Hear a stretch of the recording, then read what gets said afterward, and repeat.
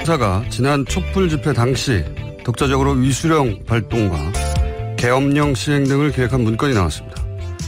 초기에는 위수령을 발동하고 계엄령으로 확대해 기계화사단, 특전여단, 공수여단을 중요 시설에 투입하고 보도 검열로 언론을 통제, 시위 주동자의 SNS 폐쇄, 경찰과 국정원을 지휘해 주동자를 색출, 사법 처리한다는 작전으로 육군 승인만으로 실행하고 추후 별도 승인을 받는다는 겁니다. 이 모든 게 촛불 집회 초기가 아니라 헌재에서 탄핵 심리를 하던 작년 3월, 그러니까 탄핵 판결 직전에 작성된 겁니다. 전 국민의 80%가 탄핵을 외치고 1,000만이 넘는 시민들이 촛불을 들어 세계에 유례가 없는 평화적이고 합법적인 탄핵을 이루는 동안 이런 생각을 하는 사람들에 의해 군이 돌아가고 있었던 겁니다. 계획이 실제 실행되지는 않았다는 이유로 이들에게 앞으로도 계속해 군을 책임지라고 하는 게 말이 됩니까? 국민 세금으로 이런 사람들에게 급여를 주고 이들에게 무기를 맡기는 게 말이 되나요? 국방부는 이들을 철저히 수사해 법정에 세워주십시오. 김원준 생각이었습니다.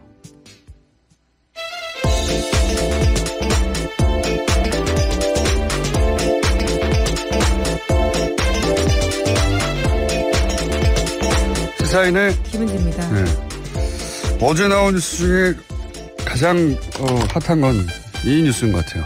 네, 알면 알수록 더 놀라운데요. 기무사가 그때 어떤 것까지 계획했는지가 더 있을 거라는 생각까지 듭니다. 그러니까 이게 이제 군대 갔다 온 이제 남성분들은 익숙한 용어인데 위수지역이라는 게 있어요. 군대 용어인데 어떤 특정 부대가 방어를 책임지는 지역, 이걸 위수지역이라고 하거든요. 근데 그러니까 위수령이라고 하면 특정 부대로 하여금 어떤 지역을 방어하도록 한다. 그런 지역. 명령을 내린다. 예, 이런 거예요. 그러니까 이게 역사를 보면 6.25 직전에 만들어진 거예요. 군사시설 보호할 목적으로. 근데 실제 발동된 거는 박정희 대통령 시절에 국회에서 의결하지 않고 자기 뜻대로 발동할 수 있게 대통령령으로 만들었어요. 그래서 총 3번을 박정희 대통령만 발동했습니다. 이거예요. 역사적으로. 전부 실제로는 군사시설 보호가 아니라 시위 진압하려고 발동했던 거예요. 그래서 내부 정치용으로 사용했다라는 건데요. 그래서 첫 번째 발동했을 때가 그 하늘협정 반대한 학생들 시위 진압하려고 고려대 군인들 투입한 게 첫 번째거든요. 마지막이 그 부마항쟁이고. 이게 위수령이라는 게 군을 시위 진압에 이용하는 철저히 정말 끔찍한 일입니다. 박정희 유신 체제의 잔재입니다, 이게. 그리고 박정희 사후 단 한 번도 발동이 안 된 사실상 죽은 법령인데 이걸 발동하려고 한 겁니다.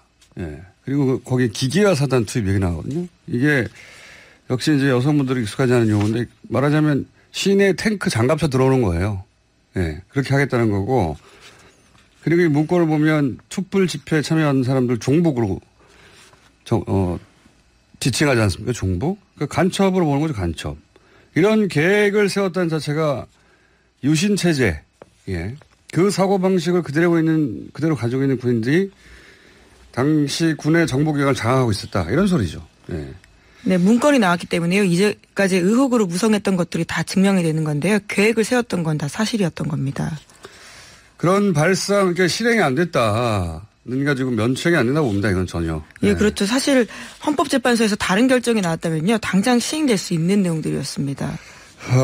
당시 되돌아보면 추미애 대표가 당시 오늘 갑자기 계엄령 얘기를 하잖아요. 경고하겠다라면서 예. 그런 얘기를 했었는데요. 그때 당시 이제 청와대도 근거 없는 이야기라고 비난하고 종편 그때 종편 다시 한번 찾아보세요. 아니, 난리가 나요. 이게 말도 안 되는 소리라고. 근데 근거가 있는 이야기였던 겁니다, 이게. 내부적으로는 검토했다라는 건데요. 기무사가 이렇게 한 거는 당시 탄핵이 기각될 거라고 본 거죠. 네, 실제로 그렇습니다. 탄핵 기각을 염두에 두고요. 전망하고 그렇게 썼다라는 건데요. 그리고 실제로 이 문건은 당시 조현천 기무사령관이 한민구 국방장관에게 보고까지 했다라고 합니다. 그러니까 이게 탄핵 심판락이 대략 한 달 전쯤에 만들어진 거 아닙니까? 한 달 반, 한 달. 뭐 이 정도 전에 만들어진 건데 작년에 탄핵 직후에 제가 얘기했지만 당시 청와대는 기각을 확신하고 있었어요. 예.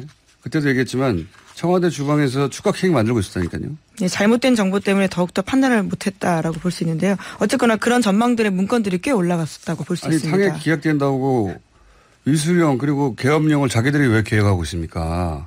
만약 기각됐으면 그렇게 했을 거라는 얘기잖아요. 이게.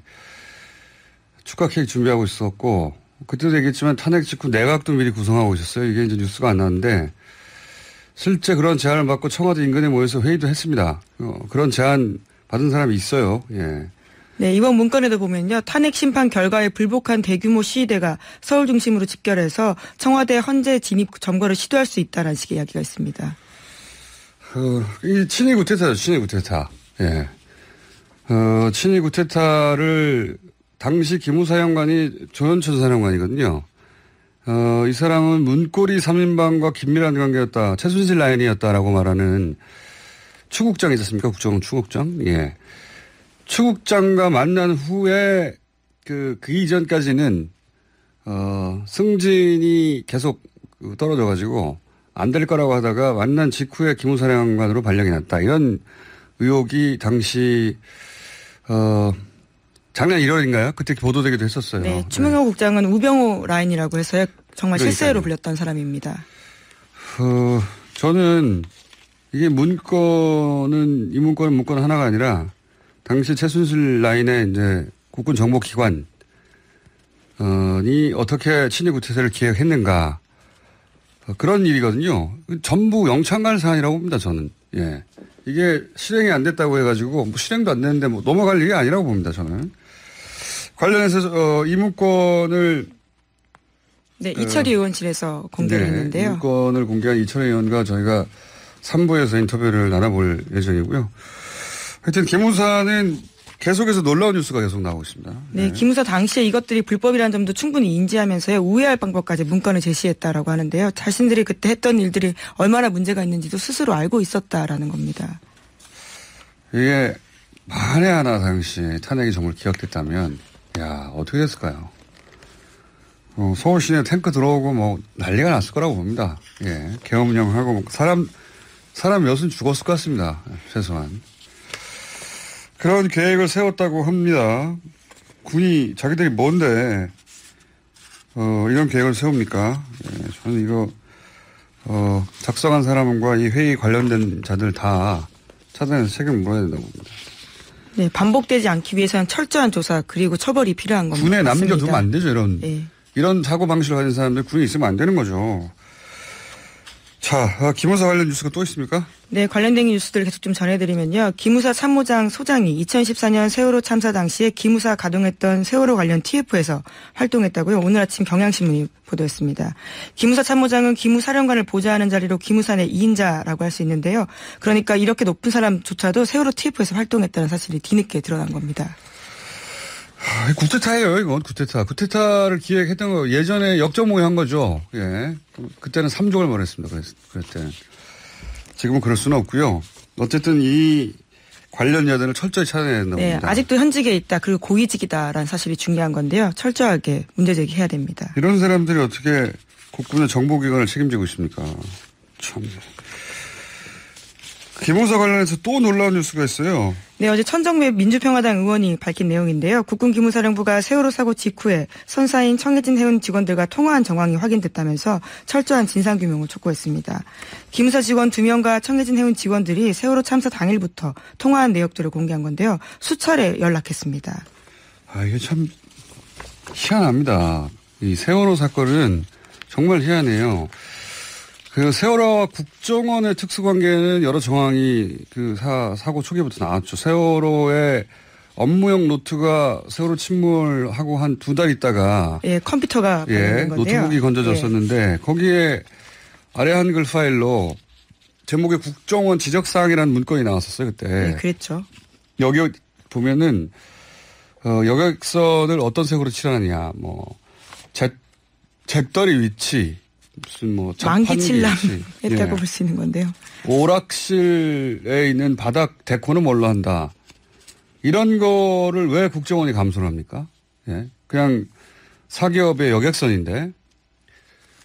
그리고 더 말이 안 되는 거는 선원들 휴가 또는 작업 수당 이런 것도 보고가 된단 말이죠. 그러니까 인사회계는 누구한테 하나요? 실소유주한테 보고하는 거 아닙니까? 그래서 당시에 국정원이 세월호 실소유주 아니냐. 네, 그런 논란이 있었는데요. 이건 수사가 전혀 안 됐고요. 예. 그리고 뭐 세월호 선사 사람들이 국정원 직원 상대로 접대한 정황들도 계속 나오는데 이번에 기무사가 등장한 겁니다. 그 세월호 선사 사람들이 기무사 와 사고 당일부터 통화한 내용이 나온 거죠. 이게. 예, 당일날 통화한 내용뿐만이 아니라요. 법인카드 사용 내에도 기무사에다가 접대했다라고 된 표시가 있다라고 합니다. 여객선을 운항하는데 왜 군의 정보기관과 국정원 같은 곳과 연락을 하냐 이거예요. 특히 세월호 참사 당일날은 정말 바쁘고 정신없는 날이었거든요. 근데 그날 기무사와 통화했다라는 것들은요. 왜 그랬는지에 대해서는 적어도 밝힐 필요가 있다라는 겁니다. 통화 시간도 놀라워요. 통화 시간이 오전 10시 때거든요. 사고 직후예요. 사고 직후, 그러니까 여객선이 가라앉았는데, 예, 군의 정보기관이, 이 선사하고 통화를 하는 거죠. 통화 내용은 모르겠습니다만. 네, 통화도 하고 문자도 보냈고 수차례 연락을 했다라고 하는데요.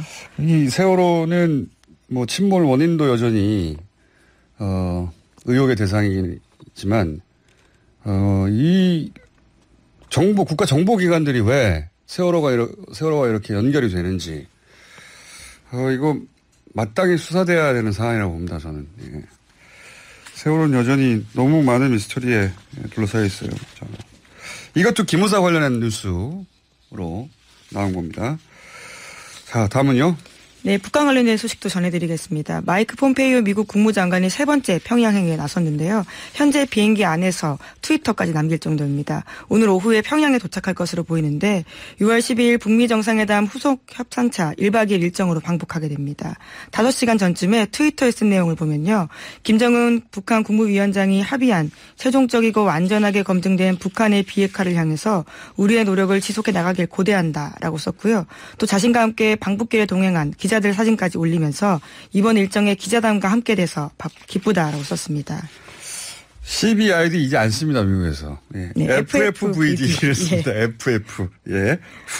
파이널 풀리. 예. 네, 최종적이고 완전하게 검증된 북한의 비핵화라는 건데요. 새로운 용어가 등장했습니다. CBID라는 용어 자체가 탄생한 게 북한의 정권을 무너뜨리고 뭐 이런 취지에서 만들어진 용어거든요. 탄생 자체가. 그리고 이제 I라는 되돌릴 수 없다는 이건 이제 패전국에나 요구하는 거 아니냐. 그래서 북한이 예전부터 기겁을 하던 도저히 받아들일 수 없다고 하던 그 내용이라 용어를 바꿨어요. 미국에서. FFVD라고 바꿨고 그리고 정세현 장관이 싱가포르 회담 끝나고 나서 그 합의문 순서를 봐라. 순서가 성공적이다. 예리하게 짚으셨는데 그게 순서가 비핵화가 먼저 나오는 게 아니라 비핵화가 마지막에 나오고 관계 개선이 먼저 나왔거든요. 그 말대로 되고 있는 거죠, 지금 이런 게. 예. 별거 아니라고 할 수도 있는데 용어부터 바꾸는 거. 예. 관계를 부드럽게 가져가려고 유연하게 지금 미국 쪽에서 나오고 있습니다. 네, 로이터 통신도 그런 식의 보도가 있는데요. 전부 아니면 전무라는 식의 접근법을 접어든 것 같다라면서 판을 깨지 않는 상황 관리 쪽으로 방향을 틀었다라고 평가하고 있습니다. 그러니까요. 물론 미국 내에서는 북미 정상회담에 대한 부정적 뉴스가 그 이전에도 있었고 지금도 계속 있습니다. 네. 트럼프 대통령에 대한 불신이 그렇게까지 이어지는 부분도 꽤 있어 보이는데요. 하지만 차근차근 진행되고 있는 건 사실입니다. 그런데 이제 트럼프 행정부 내에서는 낙관적인 분위기 그리고 북한과 유연한 관계 그다음에 잘 될 거라고 확신하는 뭐 그런 상황입니다. 반면 미국 주요 언론들은 계속해서 비판하고 있고요. 그건 뭐 예전에도 그랬고 앞으로도 계속 그럴 상황입니다.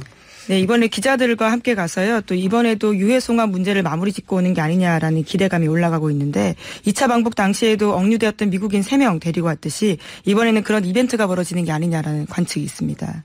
자주 갑니다, 이제. 국무장관이 올브라이트가 처음 갔었는데 그 대단한 뉴스였거든요. 예, 이제는 뭐 폼페오가 세 번째로 가는 거고요. 한 달에 한 번씩 가능하죠. 한 달에 한 번씩. 자고 오기까지 합니다. 자, 1박 하고 온다고 합니다. 그런데 그러면서 등장한 새로운 용어가 이제 CBID가 아닙니다. FFVD라고 미국 정부가 쓰기 시작했다. 자, 다음 뉴스는요. 네, 삼성 관련된 소식도 전해드리겠는데요. 삼성 바이오로직스 관련된 소식입니다. 금융위원회 산하 증권선물위원회가 삼성 바이오로직스의 회계처리 기준 위반 혐의와 관련해서 조치안 보완을 금융감독원에 요구했다라고 합니다. 하지만 금융감독원이 이를 수용하지 않겠다라고요. 오늘 아침 한겨레 신문이 보도했습니다. 그러니까 애초대로 금감원의 조치 원안을 두고 최종 의결을 하게 되는데 결과가 7월 18일에 나옵니다. 이게 어제 저희가 이제 김경률 회계사하고 짚었던 사안인데, 예. 이게 이제 기사를 읽어도 무슨 말인지 잘 몰라요. 잘 모르는데. 금감원 원안대로 간다라고 보면 될 텐데요. 이게 이제 무슨 의미냐면, 금융위에서, 상급기관이죠. 금융위에서 금감원에다가, 금감원은, 금융계의 검찰이라고 생각하시면 됩니다. 금감원에서 삼성 바이오로직스 분식회계에서 뻥튀기해서 범법행위한 거야. 라고 이제 말하자면 고발을 한 셈이죠. 그래서 그걸 이제 그 금융계의 판사들이라고 할 수 있는 최종적 결정을 이제 해야 되는 건데요. 거기서 지금 심의를 하고 있어요. 의논을 계속 하고 있는데 심의를 하다가 이 금감원에다가 요청을 한 겁니다. 2015년 것 문제가 된 게 2015년 거거든요. 그 장부 이전에 2012년 14년 사이의 장부도 그것도 포함해서 다시 고발하라고. 왜냐하면 그 권한을 금감원이 가지고 있는 거거든요. 법원에 검찰이 기소를 해야 법원이 일종의 공소장 변경을 그렇죠. 하라라는 건데요. 사건을 다루듯이 네. 금감위는 그걸 바꿀 수가 없으니까 금감원에다 바꾸라고 했는데 금감원이 거부한 거 굉장히 잘한 건데 왜냐하면 이게 왜 과거 거를 포함하라고 했느냐. 그 의도가 뭐냐면 예전에 잘못 장부를 작성했는데 그거를 나중에 고친 걸로 이렇게 해석하려고 하는 겁니다. 그러면 무슨 얘기냐면 고의로 뻥튀기 한 게 아니라 과거에 과실이 있었기 때문에 거죠. 그렇게 바꾸려고 하는 거예요. 그렇게 되면 어떻게 되느냐. 검찰 고발이 안 되는 거예요. 실수니까. 벌금을 받더라도. 개인적으로 대단한 잔머리라고 봅니다. 네. 근데 상급기관인 금융위에서 그걸 요구했는데 금감원이 싫다고 한 거예요. 예, 굉장히 이례적인 일이라고 이런 하는데요. 일은 없어요. 이례적인 일이라는 표현은 가끔은 있었어야 되는 거 아닙니까? 이런 일은 없어요. 박수 받을 일이다. 자신들이 애초에 문제 제기했던 것들이 맞다라는 강한 자신감을 보여줬다라고 할 수 있을 텐데요. 그리고 이 의도를 본 거죠. 바꾸라고 요구하는 의도. 그게 결국은 검찰 고발 없이 그냥 과실로 처리하려고 하는 거 아니냐. 일종의 봐주는 거 아니냐라고. 그렇죠. 거기에 대해서 그렇게 하면 안 된다고 금감원이 거부를 한 겁니다. 근데 이 바꿀 권한은 금감원에 있기 때문에 그냥 기존의 걸 가지고 해야 되는 거예요. 대단히 박수 받을 만한 일이고 금감원 홈페이지가 있나 모르겠는데 있긴 있겠죠. 아, 당연히 있죠. 자유 게시판이 있나 모르겠는데. 자유 게시판 가서 예, 칭찬 좀 해주십시오. 아, 정부기관은 아니고요. 예. 어쨌든 금융위가 그럼 결국 최종적으로 아마 이달 말쯤 나온다고 하는데 금융위가 일을 제대로 했느냐 아니냐 판가름은 삼성 사이버로직스를 검찰 고발하느냐 아니냐. 예, 바이오로직스. 네, 바이오로직스로 보면 될 것 같다. 지금 돌아가는 상황을 보니까 굉장히 중요한 뉴스인데 이 뉴스만 사실 뭐가 어떻게 되는 건지 잘 이해가 안 가서 다시 한번 해설해드립니다. 자, 다음은요. 네, 양승태 대법원의 재판 거래 의혹 관련해서 문건 내용이 또 나왔습니다. 어제 저녁 SBS가 보도한 내용인데요. 상고법원 설치를 위해서 국회 법사위를 상대로 로비를 벌이려 한 정황이 나온 겁니다. 특히 전북 익산을 지역구로 하는 당시 새정치민주연합 소속의 이춘석 의원을 공략할 방법으로 구체적인 사건 처리 과정에 개입할 필요성이 있다라고 언급돼 있는데요. 이 의원 지역구인 익산의 박경철 시장 선거법 위반 사건이 공략 포인트다라는 말과 함께 고등법원에 계류 중인 사건을 빨리 처리하지 말고 결정을 미룰 필요가 있다라고 적혀 있었다라고 합니다. 그러니까 특정 사건을 협상카드로 활용하자라는 취지의 이야기가 쓰여 있다라는 겁니다. 양승태 사법뿐 말이죠. 법원이 가진 고유한 권한이 있지 않습니까? 영장을 발부한다든가 재판 일정을 정한다든가 또 판결을 낸다든가 이런 그 사법부의 고유 권한 전체를 무기화했어요. 예. 그래서 이 문건 그대로 보자면 고등법원에 계류 중인 사건을 빨리 처리하지 말라고 한 거 아닙니까? 그러니까 의도적으로 미루거나 또 이전 문건에는 영장 발부에 관한 내용도 있었잖아요. 재판에 개입했다라고 볼 수밖에 없는 사안들입니다. 그러니까요. 예. 이건 재판을 밀고 땡기고 재판의 내용 혹은 영장의 발부 여부 등등을 전체를 다 활용했어요. 예. 네, 실행 여부는 나중에 좀 더 수사가 돼야지 확인할 수 있겠지만요. 이 자체를 활용하려고 했다는 것 자체가 아주 문제입니다. 신뢰성에 문제가 있거든요. 실행을 했는지는 검찰 수사가 이루어져야 그나마 밝혀질 수 있는 사안인데 생각해보면 실행도 안 할 걸 맨날 문서로 뭘 적습니까? 예. 법원행정처에서. 저는 양승태 전 대법원장은 사법 처리를 받게 될 것 같다. 점점 밝혀질수록, 예, 명백해지는 것 같습니다. 네. 우리가 그 의혹으로 가졌던 이 재판의 판결이 이상하다. 그럴 때마다 이제 사법부의 독립을 얘기했는데 사법부의 독립은 자기들이 철저히 무너뜨리고 있어요, 내부적으로. 더 이상 이렇게 된 상황에서 재판을 어떻게 신뢰할 수 있을까에 대한 문제 제기들이 나올 수밖에 없는데요. 시민들의 입장에서는 건건이 다 이제 의심할 수밖에 없는 겁니다. 그리고 그 당시 이 관련자들, 예. 그 책임에서 자유롭지 않은 판사들, 예. 그분들 여전히 사법부에 있을 거 아닙니까? 네, 문건을 작성했던 주요 판사들은요, 여전히 재판부에서 재판을 하고 있습니다. 그래서 최근에 영장 발부가 안 되는 사안, 삼성 관련해서 특히나 삼성 관련해서, 특히나 노조 파괴 관련해서 거의 대부분 영장이 기각되거든요. 네, 그에 대해서 검찰이 굉장히 강하게 반발한 바가 있는데요. 또 법원에서는 근거 없다라고 반박하고 있지만 법원 내에서도 부끄럽다는 말들이 나오고 있습니다. 신뢰를 잃었기 때문인데요. 법원은 항상 근거 없다고 그랬어요. 그런 의혹들에 대해서. 근거가 지금 마구 나오고 있는 거죠, 지금. 예. 이거 수사, 검찰이 법원을 상대로 수사하는 게 굉장히 부담스럽겠지만 아주 하드하게 수사해야 될 상황이라고 원칙대로 봅니다. 하면 됩니다. 정말 대단하네요. 양승태 사법부는 대단했네요. 자, 시간 관계상 하나 둘 정도. 네, 그러면 국회 특수활동비 사용 실태 관련된 문제 말씀드리겠는데요. 참여연대가 3년 정도 정보공개 소송한 끝에요. 겨우 나온 자료가 있습니다.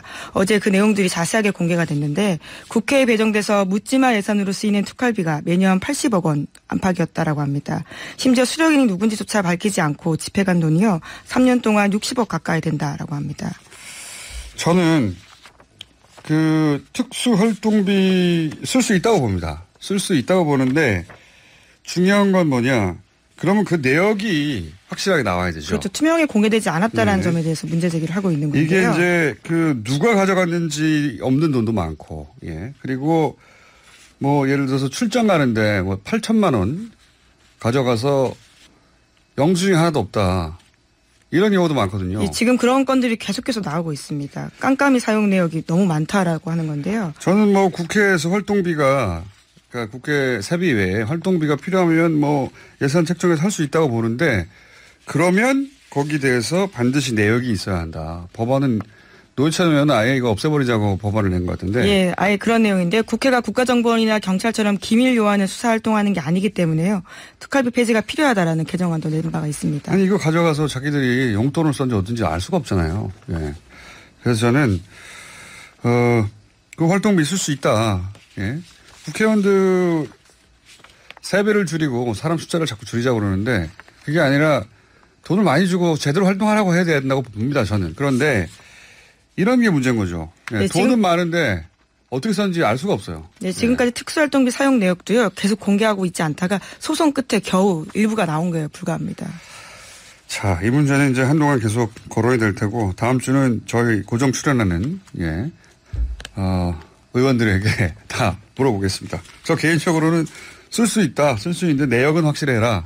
이런 입장인데. 오늘 여기까지 해야 되겠습니다. 시사인의 김은지였습니다. 감사합니다.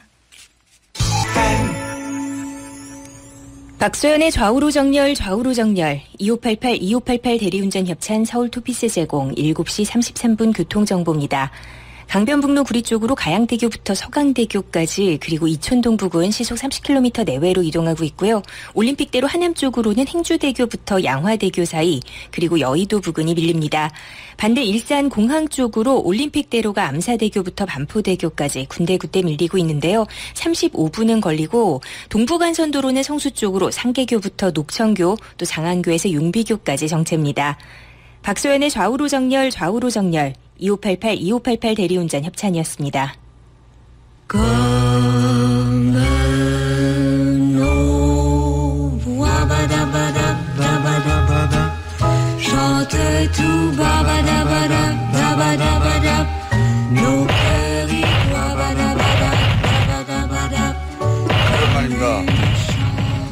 더불어민주당 우상호 의원, 자유한국당 나경원 의원 나오셨습니다. 안녕하십니까? 네, 안녕하세요. 네, 안녕하세요.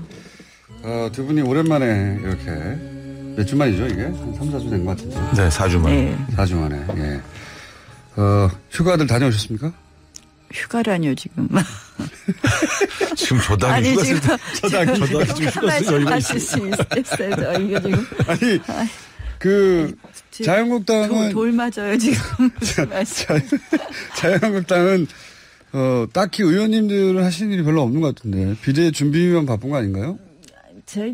문제가 크죠, 지금. 네. 근데 저는 사실은 지방선거 끝나고 나면 왜 우리가 이렇게 외면당해 있느냐에 대한 그 반성, 그 다음에 그거에 대한 분석을 우리가 치열하게 해야 된다. 전 정말 매일매일 의원총회 하면서 뭐 밖에서 보는 시각, 우리 내부에서 치열한 그런 논쟁을 해야 되는데 무릎 꿇고 반성 한번 하고선 그냥 반성은 없어지고 비대위원장 모셔오면 구세주 같은 비대위원장 오면 우리 당의 모든 일이 해결될 것처럼 논의가 흘러가는 것에 대해서 저는 굉장히 안타깝게 생각합니다. 근데 나는 이해가 안 가는 게 이제 지방선거 때 참패를 했다는 건 이제 심판을 받은 거잖아요. 그러면 지금 말씀하신 것처럼 이제 새로 거듭나는 노력들을 해야 되는데 여전히 이제 친박 비박 나눠서 개파투쟁을 하고 있으니까 눈살이 찌푸려지는 건 사실이에요.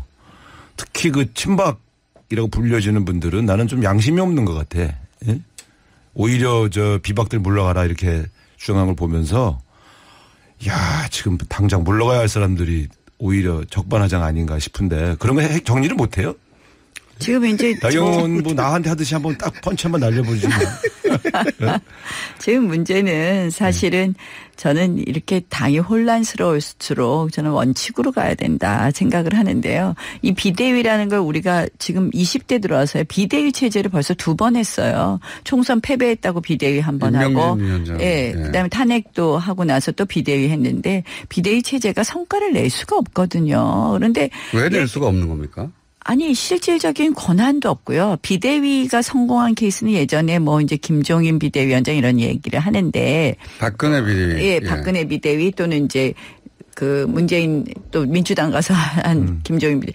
그때는 다 이제 실질적인 권력자가 하나 있었고 그 권력자가 절대적인 힘을 주고 그다음 공천 당시란 말이에요. 그런데 지금 사실 공천 당시도 아니고요. 그래서 비대위라는 건 사실은 비상적인 그런 기구 아닙니까? 그래서 저는 비대위가 정권을 가지고 과연 우리 당을 개혁할 수 있느냐.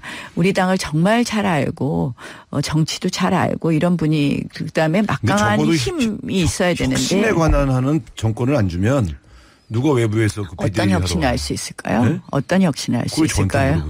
아니 그러니까 저는 레토릭뿐인 혁신이라는 거예요. 그 혁신의 핵심은 뭐냐. 우리가 앞으로 어떤 걸 하겠느냐. 지금 민주당이 하고 있는 재벌 개혁은 사실은 재벌 죽이기라면 우리는 재벌의 행태를 확실히 개혁하겠다.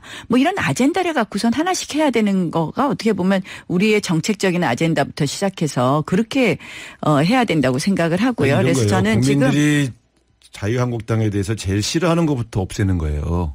그게 비대위원장이 할 일이죠. 그런 문화를 혁신하는 것. 개파투쟁부터 없애야 돼. 그러니까 그 개파투쟁 지금 정치 초년생처럼 말씀하시지 말고 개파투쟁 핵심이 뭡니까? 공천권 아닙니까? 지금 저를 건드리신 공천권하고 아니 우리가 솔직하게 얘기하잖아요. 제가 지금 왜 친박 비박이 제가 지금 이렇게 원내대표 제일 먼저 없앤 게 우리 당 개파투쟁이에요. 없앨 수 있어요. 자, 어떻게 없습니까? 그 당도 지금 뼈문 나오는데 더 말씀하시지 마세요. 아니잖아요. 지금. 아니 저는 진짜 이제 여당도 조심해야 되는 게 부엉이 모임인가 그 모임도 해체한다고 나오기는 하는데 그 같은 길을 갈 수 있어요. 권력이 있을수록 권력을 가진 사람들은 자기들끼리만 권력을 가지려고 하거든요. 그래서 당이라고 하는 것은 무리당자예요. 그러니까 무리를 이루는 게 문제가 아니야. 그 무리가 어떤 가치와 방향으로 움직이느냐. 그렇죠. 그러니까 의원들끼리 서로 친목을 다지고 서로 여러 가지 정책 논의를 하고 이런 건 좋은 거예요. 그럼요. 그렇게 가면 모두 개인으로 있어라. 그러는 건 말이 안 돼. 그런데 문제는 그렇게 모인 집단이 개파화돼서 싸움질만 하는 거야. 조폭 집단으로 변질하는 게 문제인 거지. 그러니까 그런 것들을 혁신하는 게 정치 문화의 혁신 아니에요. 그러니까 그 당도 친박 비박 있는 게 뭐가 문제예요. 그렇게 있을 수 있지. 그런데 이 사람들이 저렇게 심판을 받으면 국민이 무서워서 우리 입 다물자. 우리 서로 조용하자. 뭔가 변하는 모습 보여주자. 이런 문화가 생겨야 되는 거 아니에요? 그런 거를 하는 사람들이 비대위원장이고 그런 사람에게 그런 권한을 줘야지. 저는 자기 잘릴까 봐 못 들어오게 하면 되나 그게. 그러니까 이제 가치 개판이 있어야 되고 그것은 건전하게 당을 만든다고 생각하는데 지금은 어떻게 됐느냐. 어느 정당이나 다 이익 개파화되고 있다고 생각을 해요. 그러니까 어떤 좀 더 뭐 우리 당 내에서도 좀 더 오른쪽의 가치, 좀 더 왼쪽의 가치 이런 가치 개판은 저는 건전하다고 생각하는데 이제 민주당도 마찬가지고 우리도 마찬가지로 사람 중심의 이익 개파가 되면서 핵심은 저는 공천권이라고 생각을 합니다. 뭐 제가 스스로 우리 당을 반성한다면 17대 이후에 18대는 친이의 공천이었고 19대 20대는 친박의 공천, 진박의 공천이 되면서 이렇게 당이 망가졌는데요. 그래서 저는 제가 이제 18대부터 계속 주장하는 것이 이 공천권을 친나의 공천을 하라고. 그게 아니라 당이 공천을 한다. 결국 우리 의원들이나 이 정치 기득권들이 당이라는 것은 우리들 것이라는 이런 착각에 이 공천권을 내려놓지 않는다는 데서 문제거든요. 아니, 그러니까 거기서 핵심은 예, 그러니까 마찬가지라고 생각해요. 그래서 뭐 정도에 이제 시작합니다. 왜냐하면 그동안 야당이었으니까 좀 괜찮았는데. 그동안 이제 서로 다투던 분들이 많이 나가줘가지고 그래서 되게 조용해요. 제가 우상호 의원님한테 정말 제안하고 싶은 거는 우리가 여야 동시로 국민공천을 하자는 거예요. 그게 무슨 말씀이냐면 여야 동시에. 그러니까 오픈 프라이머리라고 아니 우리도 원래 주장을 했는데. 저때 그 새누리당이 반대해서 못했어요. 아니에요. 그렇지 않았어요. 법을 안 바꿔줬잖아요. 아니 그러니까 우리가 정치개혁을 할 거는 바로 그거예요. 시기를 동시에 하자는 거죠? 그러니까 어떤 식으로 하는 오픈 거냐면 프라이머리인데. 오픈 프라이머리가 뭐 우리가 4월에 국회의원 선거를 하면 2월에 중간 선거가 있는 거죠. 오픈 프라이머리. 그래서 그게 뭐냐. 그날은 선관위가 다 해서 지역별로 민주당 후보 그다음에 자유한국당의 후보를 국민들이 뽑는 거예요. 한마디로. 그러니까 그날 동시에 선거를 선관위가 해서 하면 지금은 오픈 프라이머리를 한다 그러면서 당원들을 이 소위 이렇게 줄 세우고 당원들을 갖다 조직화하고 하는 그런 뭐 한 1,000명 모아놓고 그 당원들이 뽑는 그런 경선이 되고 있잖아요. 그래서 경선의 폐하가 많은데 2달 전쯤에 오픈 프라이머리를 하자. 그래서 저는 이 당이라는 것은 절대로 당원과 의원들의 당이 아니거든요. 정당이라는 것은. 우리가 저 제도를 오래전부터 주장했는데 이제 법을 바꿔야 돼요. 아니 그러니까 법을 같이 바꾸자고 하는데 그때 새누리당이 안 바꿔줬다니까요. 아니 무슨 말씀하세요? 그거는 그렇게 말씀하시면 안 돼요. 그렇게 말씀해야 돼요. 아니 그 당시에 분명히 기억해. 우리가 법을 바꿔달라니까. 아니 제가 그때 나 의원 주장은 모르겠는데 그때 그 당의 대표 원내대표가 안 바꿔줬어요. 제가 그때 18대 때 그걸 주장했고 안상수 원내대표도 그걸 하려고 그랬었어요. 그랬는데 그 당시에 국회 정치개혁특위에서 더 이상 논의가 안 됐었죠. 그래서 제가 드리고 싶은 말씀은 우리가 지금이라도 당을 국민에게 돌려주는 것을 여당 야당이 한번 저는 정치개혁이 바로 그거라고 생각합니다. 그러니까 이 개파 투쟁이 나오는 거는요. 공천권. 그다음에 이제 전당대회하고 대통령 후보에 있어서 실질적으로 이 당협위원장 몇 명 가지고 있느냐에 따라서 좌지우지할 수 있는 거 이거 빼버려야 돼요. 그 해법은 알겠는데요. 지금 당장 근본적인 해법은 알겠는데 지금 당장 뭐 탈당한다 분당한다 뭐 이런 얘기가 나오는데 그런 가능성은 있습니까? 탈당 분당? 혹시? 저희 당 말씀하시는 거죠? 거기서만 나오는 얘기예요 지금.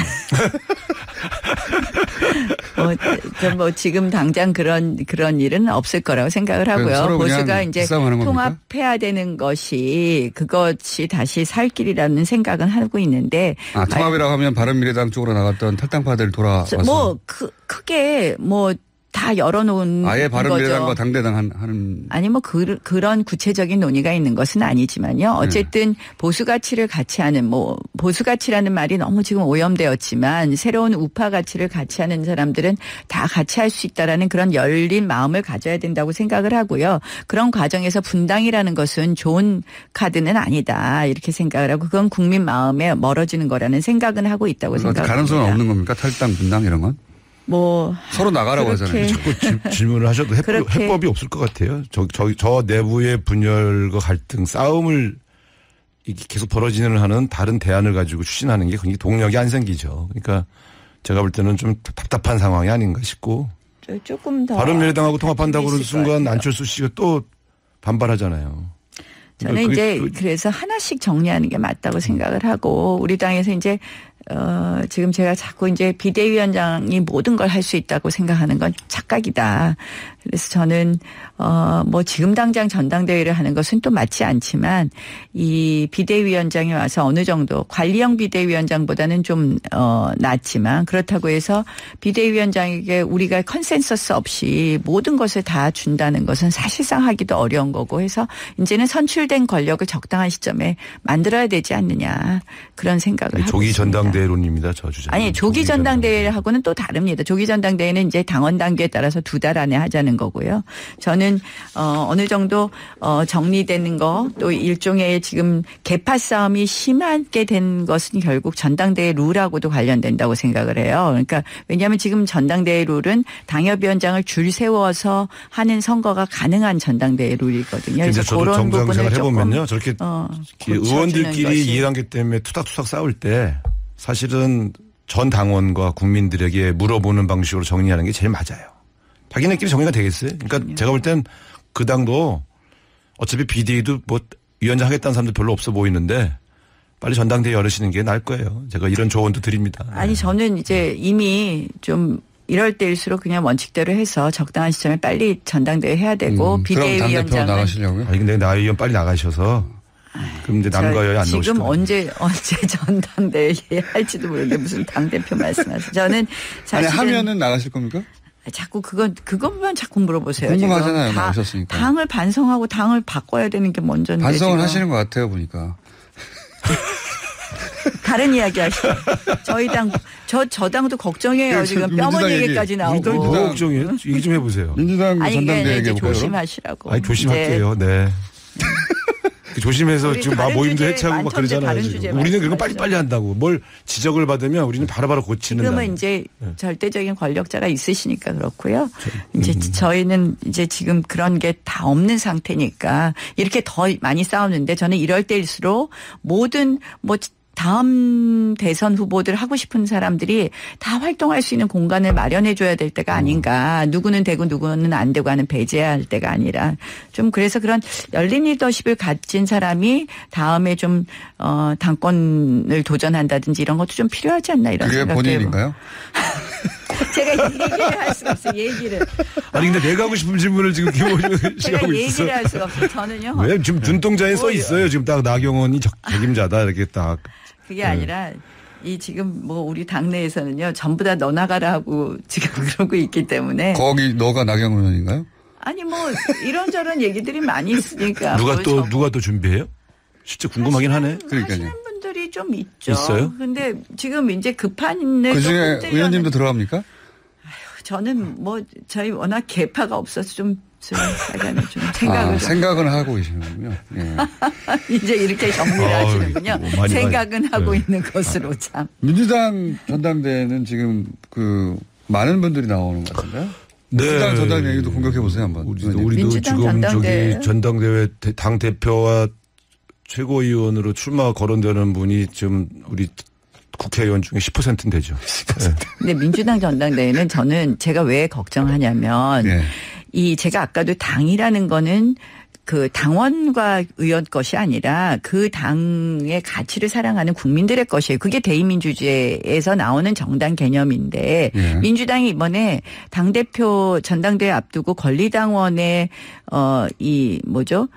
권리당원의 이 결정력을 더 높였죠. 지금 70%에서 80%로 올렸나 10% 올렸더라고요. 민주당이. 그렇죠. 왜냐하면 이제 우리가 당원 중심의 정당. 그러니까 그건 굉장히 그래서 오만할 수 있다는 거예요. 이거는 당원에게 권리를 주는데. 아니요. 당원에게 권리를 주죠. 그러나 이 정당이라는 것은요. 당원만의 정당이 아니에요. 비록 당원이 아니지만 민주당을 사랑하는 국민들의 것인데 이 국민들의 몫을 줄이고 권리당원 몫을 늘린다는 것은 사실상 좀 더 그러니까 줄을 세울 수 있는 투표가 된다는 것이고요. 그럴 수가 없어요. 권리당원 숫자가 너무 많아. 아니 그것도 그러니까 잘 알고 있는데 민주당은 우리보다 100만 훨씬 명 가까운데 이렇게 되면요. 실제로 여기를 조직적으로 움직일 수 있는 사람은 없고 우리가 여론조사를 해보면은 권리당원 여론조사와 일반 국민 여론조사가 거의 유사해요. 100만 명 정도는 그러니까 이제 투표율 문제가 있겠죠. 투표율. 물론 민주당의 당원 투표율은 굉장히 높고 그런 면에서는 저는 우리 당보다는 훨씬 그런 면에서 바람직하다고 생각하는데요. 아니 제가 왜 떨어지겠어요. 서울시장에서. 당원이 숫자가 너무 많아. 그리고 이분들을 어떻게 할 수가 없어. 그러니까 정말 인지도 여론조사대로 다 오더라고. 그래서 그러니까 걱정해 주시면 알겠는데 우리는 태극기 부대가 중심이 된 당원이 아니니까 저희 그쪽 당원 구조도 좀 바꿔야 돼요. 너무 그렇게 비판하시지 말고요. 또 뭐 제가 그분들을 옹호하는 건 아니지만 너무 걱정해 주셔서 제가 또 보답을 드리려고. 그러니까 저는 당이라는 거의 개념에 대해서 우리 정치권에서 그런 생각을 가지고 접근하는 게 맞다라는 말씀을 드리는 거예요. 물론 근데 지금 말씀한 것 중에 중요한 말씀은 당원 구성을 좀 다양화하고 참여를 폭넓게 해서 당심과 민심이 분리되지 않도록 하는 것. 맞아요. 이게 사실 굉장히 중요해요. 그러니까 그런 측면에서 우리는 그 과도기를 좀 가고 있거든요. 근데 이제 우리도 이번 전당대회를 통해서 한 번 더 평가를 해볼 생각인데 과연 이제 일부 일각에서는 권리당원이 전부 친문당원이 많지 않냐 이렇게 얘기하시는데 해보니까 꼭 그렇지는 않아요. 그래서 그 어떤 개파에 종속된 권리당원 이런 구조는 깨졌어요. 저희 당도. 이제 그 당은 친문과 비문이잖아요. 근데 이제 권리당원은 지금 우리 비문도 없어요. 다 친문이지. 그렇죠. 저 비문에 해당하는 분들은 이제 나가셨는데. 그건 비문이라기보다는 반문이었지.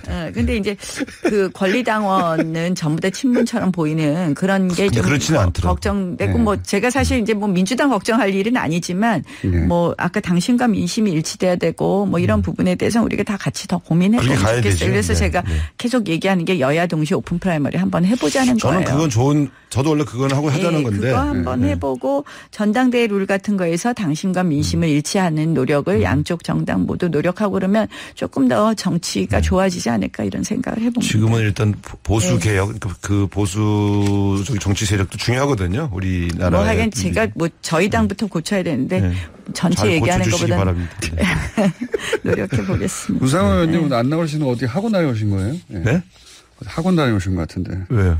아니 중간중간에 이렇게 훅 잘 들어오셔가지고 궁시렁 하면서 궁시렁 화법 궁시렁으로 만드네. 다른 정당 얘기도 잠깐만 해볼까 짧게. 바른미래당은 어떻게 될까요? 뭐 다른 정당 이야기는 잘 모르겠습니다. 근데 지금 이제 바른미래당도 사실 선거에서 좋은 성과를 낸 건 아니잖아요. 근데 매우 나쁜 성적. 근데 오히려 지금 자유한국당은 어쨌든 싸움의 형식으로 나타나서 문제지만 뭔가 거듭나려는 노력의 과정이잖아요. 바른미래당은 아예 이런 논의조차 없는 게 난 더 문제라고 보는 거죠. 저는 바른미래당은 내부적으로는 사실상 이 갈라쓰는 수순으로 가는 거 아닌가 이런 생각을 해요. 아, 그래요? 그러니까 이질적인 것 같아요. 바른미래당이 화합이 좀 어려운 부분이 있는 것 같고 그래서 조금 저희가 한번 지켜보죠. 사실은 굉장히 가치 부분도 이질적인 부분이 있고 그래서 뭐 선거 과정에서 드러난 여러 가지 갈등을 보면 계속 갈 수 있나 이런 걱정이 좀 되고요. 정치에서는 이종교배는 반드시 실패하게 돼 있어요.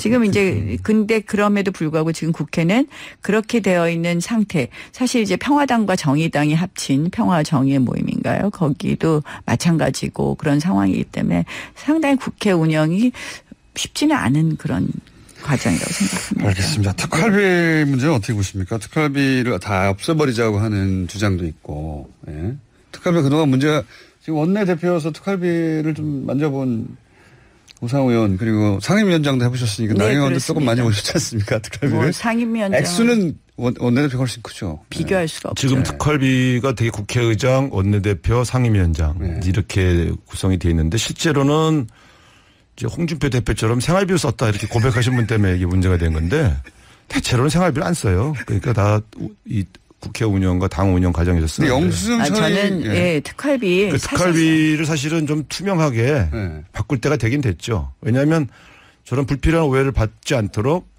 현재 그 특활비 받은 것 중에 당연히 나가는 파트들이 있어요. 근데 왜 아예 없애자고 하는 주장도 있고 법안도 발의됐는데 아예 없애는 건 왜 안 되는지 좀 설명해 주세요. 전 특활비 사실상 폐지해야 된다고 사실상 생각합니다. 폐지. 네, 저는 왜냐하면 뭐 사실은 이제 상임위원장 원내대표 불출마 선언이구만. 아니 사실은 상임위원장 당대표한테는 안 나오죠. 당대표는 당대표는 당에서 저기 나오겠죠. 그래서 원내대표는 안 하실 거기도 많이 써요. 아니 당대표. 저는 그 구조를 바꿔야 된다고 생각해요. 이제는. 그래서 특활비도 그러니까 뭐 필요한 밥값이나 이런 데 쓰는 부분이 있다면 저 카드로 다 지출하게 한다든지 이렇게 하고 그러니까 저희가 보통 이제 특활비 받으면 뭐 상임위원장 특활비 하면 그중에서 한 4분의 1 정도는 그 위원회 운영하기 위해서 수석 전문위원, 전문위원 그쪽에 그 실이 운영되는 운영비로 주고요. 나머지는 카드로 지급하는 건 어떨까요? 아니 저는 그래서 특활비를 실제로 사실상 카드로 지급되는 폐지하고 특활비도 있어요. 사실상 폐지하고 저는 뭐 꼭 필요한 부분은 우리가 투명하게 해서 뭐 예산에 넣을 거는 넣고 이렇게 하는 게 맞지 이렇게 영수증 처리 없이 사실은 현금으로 이렇게 받는 거는 이제는 바꿔야 된다고 제가 예를 들면 이런 생각합니다. 거거든요. 의원 워크숍을 하잖아요. 국회의원 워크숍 1박 2일로 하면 한 3,500만 원 정도 들어요. 그게 다 특활비로 쓰는 거예요. 가서. 그러니까 이제 그 워크숍 같은 경우는 예를 들어 이런 게 다 미리 예산에 반영하기가 쉽지가 않은 게 좀 언제 그런 행사가 있을지 모르니까. 그러다 보니까 그런 것들을 신청해서 쓰게. 그러니까 신청해서 쓰고 영수증 처리 다 하고 지금 이렇게 쓰고 하는 게 있는 맞는 것 같아요. 저 원내대표 해보니까 원내대표가 사용하는 특활비의 한 3분의 2는 사실은 다 공개해도 크게 문제가 없고 나머지 3분의 1이 이제 언론인들과의 간담회 비용이나 활동비 지원금이 아니 의원들도 이제 뭐 그러니까 해도 사실은 이제 우정검사 때 나오는 원내대표나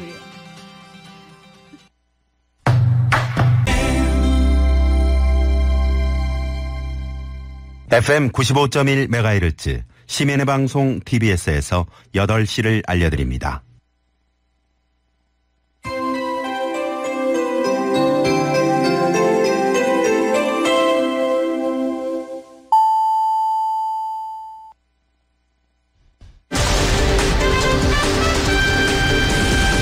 TBS 8시 종합뉴스.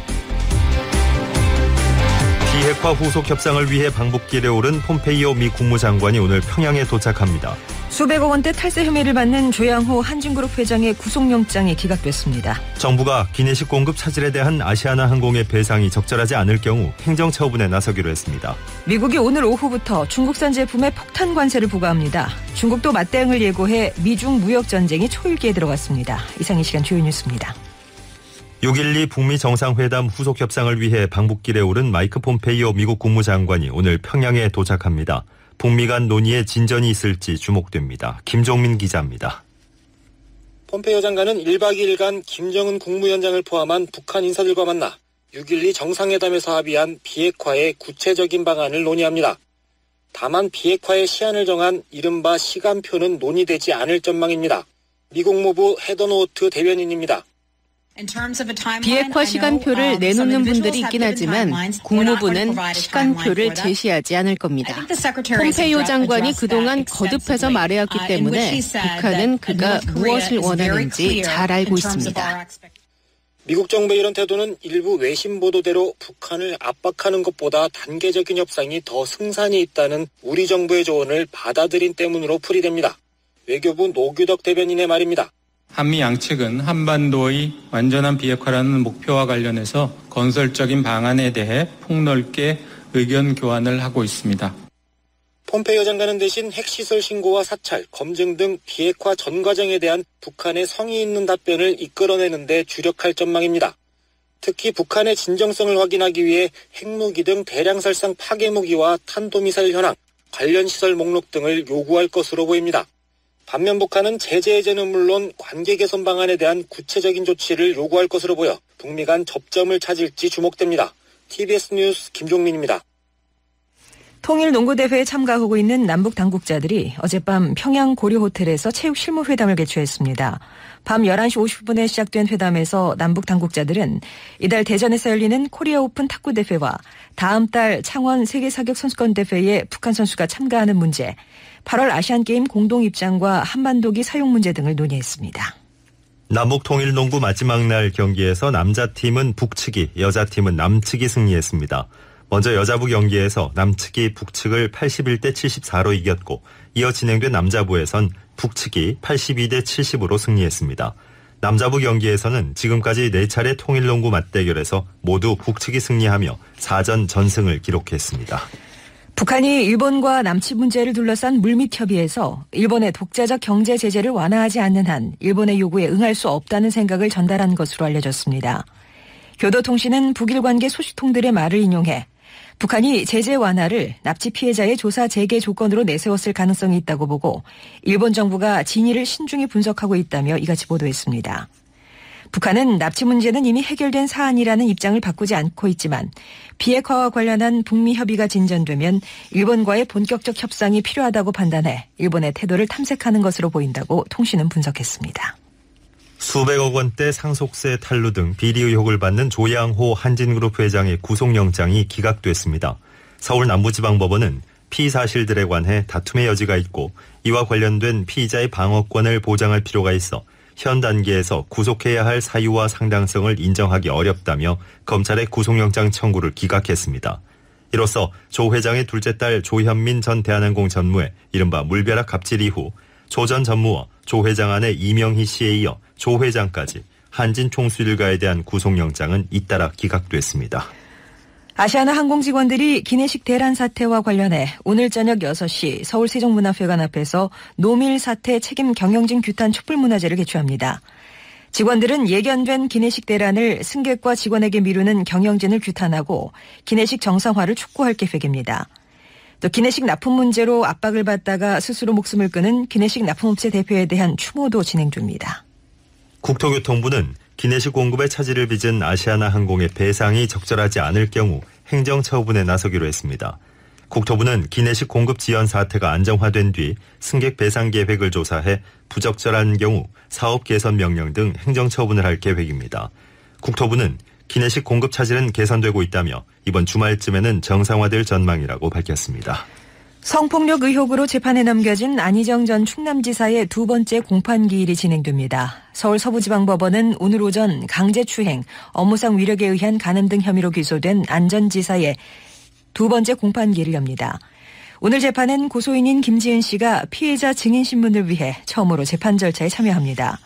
재판부는 김 씨의 사생활 보호를 위해 이번 공판을 비공개했습니다. 미국이 오늘 오후부터 중국산 제품에 폭탄 관세를 부과할 예정인 가운데 중국도 맞대응을 예고해 미중 무역 전쟁이 초읽기에 들어갔습니다. 미국 무역대표부는 동부 표준시로 6일 0시 1분, 우리 시각으로 오늘 오후 1시 1분을 기해 340억 달러 규모의 중국산 제품 818개 품목에 25%의 고율 관세를 부과합니다. 중국은 미국의 관세 부과 조치가 발효되는 즉시 보복 관세를 물리겠다고 경고했습니다. 중국이 예고대로 같은 규모의 미국산 제품에 25% 보복 관세를 부과한다면 미중 무역 전쟁의 막이 오르게 됩니다. 미국에서 시작된 철강 분야 통상 압박이 유럽연합 EU로 확산하면서 국내 철강업계가 바짝 긴장하고 있습니다. 외신들은 EU가 한국을 비롯한 수입 철강 제품에 대한 세이프가드를 잠정적으로 발동할 가능성이 있다고 보도했습니다. 그동안 미국으로 수출됐던 철강 제품이 미국의 관세 고율 관세를 피해 유럽 시장으로 몰려드는 것을 막자는 취지입니다. 포스코, 현대제철 등 대형 철강업체들은 일단 추이를 지켜보며 구체적인 대응책을 세우겠다는 입장입니다. 노동계와 경영계가 내년도 최저임금 최초 요구안으로 각각 1,790원과 7,530원을 제시했습니다. 올해 최저임금이 7,530원이라는 것을 고려하면 노동계는 43.3% 인상을, 경영계는 동결을 요구한 셈입니다. 노사 양측은 최초 요구안을 토대로 내년도 최저임금의 수준을 결정하기 위한 본격적인 논의를 할 예정입니다. 내년도 최저임금 결정 시한은 오는 14일까지입니다. 문재인 대통령은 정부의 신혼부부 청년 맞춤형 주거지원 대책이 차질 없이 시행되면 오는 2022년엔 주거지원이 필요한 모든 신혼부부가 지원을 받게 된다고 강조했습니다.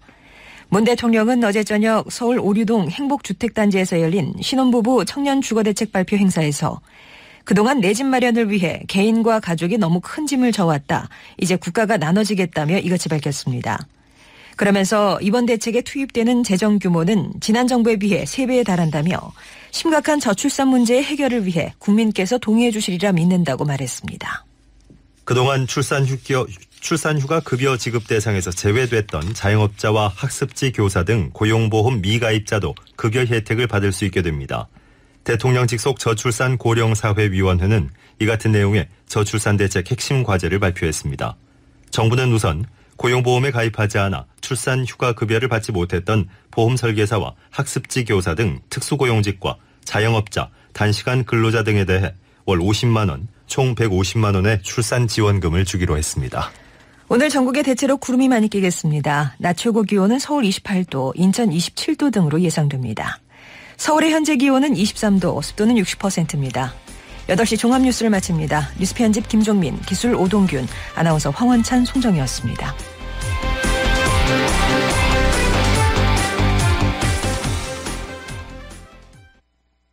건강보험료 국민에게 듣습니다. 오래된 차 한 대 있는데 보험료가 좀 많이 나와요. 퇴직하고 수입도 없는데 직장 다닐 때보다 보험료가 더 많이 나와요. 수입도 많은 것 같은데 피부양자로 등록된 사람들은 보험료 안 내잖아요. 개편되는 건강보험료를 확인해드렸습니다. 차량에 대한 게 없어지니까 좋은데요? 이렇게 내려가면 부담도 덜고 다행이네요. 좀 오르지만 이 정도면 뭐 괜찮은 것 같아요. 모두 적절하게 내는 게 좋지 않을까요? 국민의 생각을 담아 모두에게 공평한 건강보험료 개편이 시작됩니다. 이 캠페인은 보건복지부와 국민건강보험공단이 함께합니다. 국민건강보험. 아휴, 중국 바이어가 FTA로 수출해달라고 하는데 우리 회사는 경험도 없고. 사장님, 한국무역협회 차이나 데스크가 있잖아요. 차이나 데스크? 국번 없이 1380으로 전화만 하면 중국 수출에 대한 모든 것을 원스톱으로 무료로 다 해결해준대요. 중국 수출 어렵지 않습니다. 한중 FTA는 물론 중국 인증, 지식재산권, 수출 절차 등 차이나 데스크에서 차이나게 해결해드립니다. 국번 없이 1380 차이나는 차이나 데스크. 이야, 차이나 데스크 정말 차이나네. 이 캠페인은 산업통상자원부와 한국무역협회가 함께합니다. 콜레스테롤 관리의 시작 레이델 폴리코사놀텐 협찬, 서울투피스 제공 1분 교통정보입니다. 경부고속도로 부산 쪽으로 한남에서 서초까지 정체고요. 금토분기점 부근의 사고는 방금 정리가 됐지만 그 여파가 남아있기 때문에 양재나들목부터 금토분기점까지 5km 정도 정체입니다. 반대 서울 쪽으로는 북천안 그리고 수원 부근이 밀리는 데다가 달래내부터 반포 사이 8km 정도 정체고요. 분당수서로가 청담대교 쪽으로 장지나들목부터 탄천 1교까지 시속 20-30km 정도입니다. 경인고속도로 인천 방면으로 신월 부근 1차로에서는 사고가 있었습니다. 지금 사고 처리 작업하고 있고요. 국회대로 인천 쪽으로는 상황 괜찮습니다. 반대 여의도 방면으로는 신월에서 목동교까지 정체고요. 올림픽대로가 하남 쪽으로 행주대교부터 성산대교, 또 노량진 수산시장 부근부터 영동대교까지 시속 30km 정도입니다. 콜레스테롤 관리의 시작 레이델 폴리코사놀텐 협찬이었습니다. 이어서 김어준의 뉴스공장 3부가 방송됩니다. TBS FM.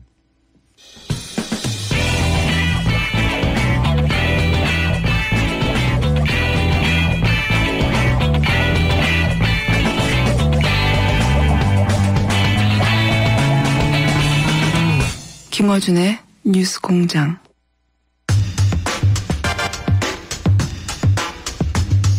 기무사가 위수령, 계엄령을 계획했다. 네, 저희가 브리핑 때 전해드렸는데 이 문건을 공개하신 분입니다. 이철혜 의원 나오셨습니다. 안녕하십니까? 안녕하십니까? 저는 뭐 일부만 봤는데 언론에 공개된 전체 다 보셨을 거 아니에요? 네. 그죠? 전체 다 보면 그래서 결국 어떻게 한다는 겁니까? 요약하면. 간단히 얘기하면 이렇습니다. 2016년이죠?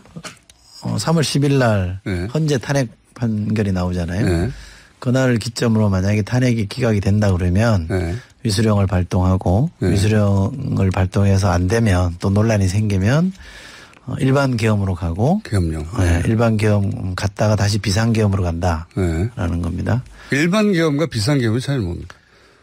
비상계엄을 하게 되면 사법, 행정 다 통제하는 겁니다. 군정입니다. 군정. 군정이죠. 네, 네. 군정이 되는 겁니다. 언론사도 다 통제하고 네. 행정부처도 다 장악을 하게 되는 겁니다. 방송국도 장악한 플랜이 있다는데 보니까. 그러니까 사실상 3권이 군으로 들어가는 거죠.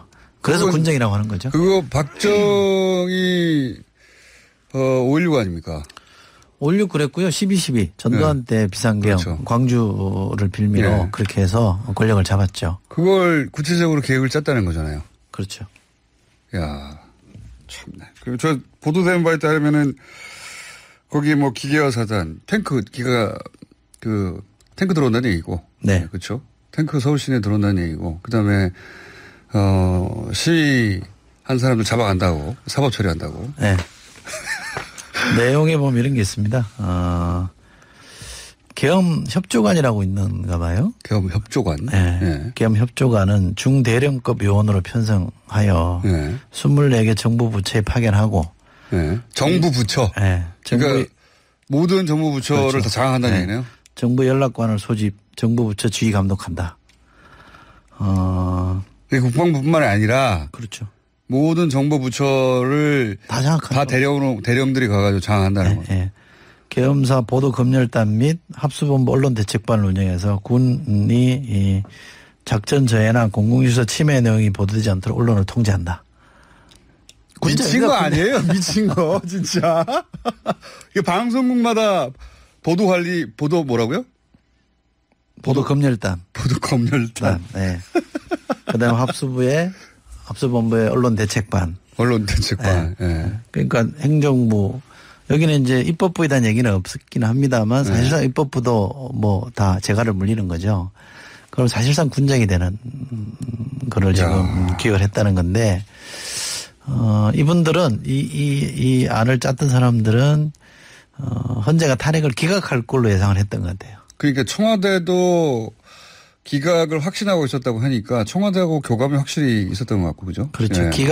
기각이 됐을 때 이른바 촛불 시위가 더 이제 격렬해질 거 아닙니까? 네. 더 많이 모여 나올 거고 평화 집회를 저는 했을 거라고 믿습니다만 그럴 경우 어떻게 대처할 거냐에 대한 어마어마한 사람이 길거리에 나올 텐데 그게 이제 뭐 경찰로 되겠냐 안 되니까 우리가 다 장악하자. 그거는 이제 다시 말하면 탄핵 기각이 얼마나 국민 의사에 반하는 조치인지는 알고 있었던 거죠.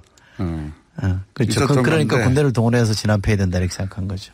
그리고 이 촛불 집회하는 사람들은 이제 종북이라고 표현했더라고요. 그렇죠. 네.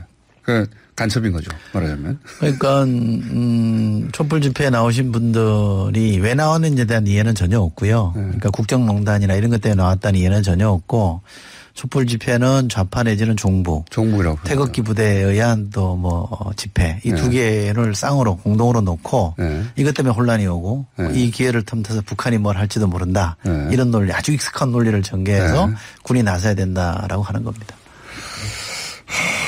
그 계획이 꼼꼼하게 문서로 작성이 된 거죠. 네. 무려 8페이지입니다. 실행 계획도 있고 그다음에 뭐 보도된 바에 따르면은 시위대가 청와대를 시도할 테니까. 네. 미친 것 같아요. 진짜로. 근데 이걸 멀쩡한 기무사의 기무사령관과 아마 고위 관계자들이 모두 작성을 한 다음에 그거를 당시 한민관 국방장관한테 보고했다는 거 아닙니까? 네. 제가 왜 한민구 장관이 국방부 내에 법무관리관에게 위수령과 계엄 등 병력 동원할 수 있는 근거에 대해서 좀 따져봐라는 문건을 공개한 적이 있지 그렇죠. 않습니까? 그때 그래가지고 뭐 실행되지 않았는데 뭐 오바다. 그냥 법률 검토만 한 거다. 그래서 SBS, JTBC 막 싸우고 막 난리 났었죠. 그렇습니다. 그런데 그게 이제 2월 24일 날 문건입니다. 이번에 발견된 문건, 제가 공개한 문건은 3월 문건이거든요. 그럼 이제 유출을 해보면 장관이 법무관리관에게 법률 검토를 엄밀하게 시키고 그걸 가지고 기무사에다가 구체적 안을 만들어봐라. 그렇죠. 그렇게 지시했을 가능성이 있는 거죠.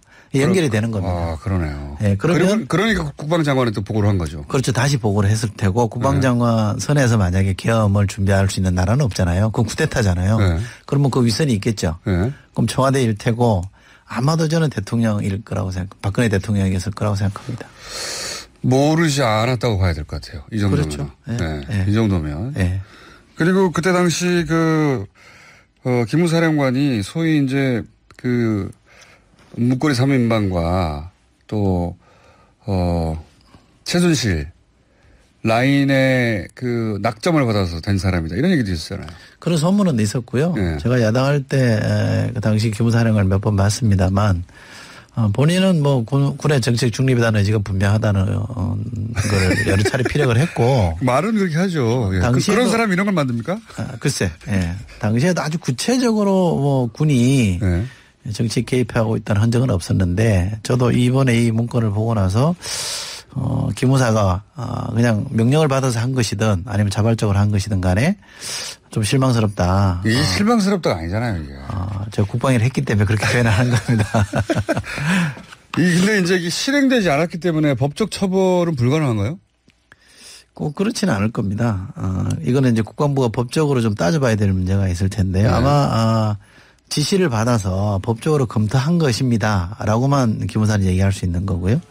또 당시 지시를 했다면 지시한 분도 그냥 검토한 거다. 실행이 안 되지 않냐 이렇게 얘기를 할 텐데. 그렇게 빠져나가려고 하겠죠. 근데 이런 알을 짜는 게 저는 기무사의 일이냐. 아니 그러니까 군이 지금 그 시민들이 나와서 합법적으로 평화적으로 시위를 하고 있는데 이게 이제 헌법기관이 판결을 내리고 나면 폭도로 변할 거기 때문에 우리가 계엄령 해서 그 정부 부처들 장악하고 그다음에 방송 못하게 하고 만약에 정말 그 시위가 좀 격렬해졌어요.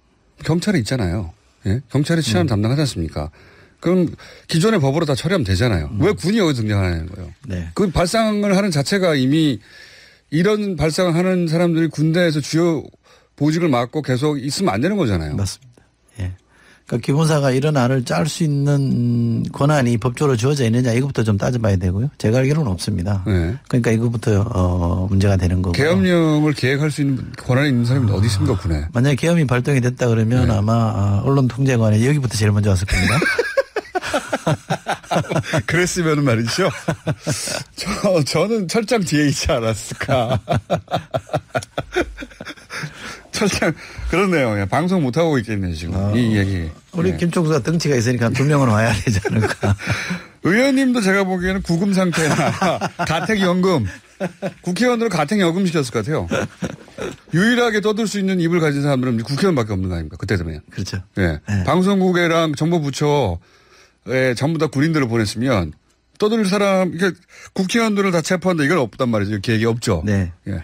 그러면 국회의원들밖에 없는데 그분 국회의원들은 아마 제가 보기엔 감옥을 못 보내고 가택연금 시키지 않았을까. 과거에 그렇게 했잖아요. 그렇죠. 네. 박근혜 전 대통령이 아버지 정치를 직접 봤잖아요. 근데 그게 유신 때 정치거든요.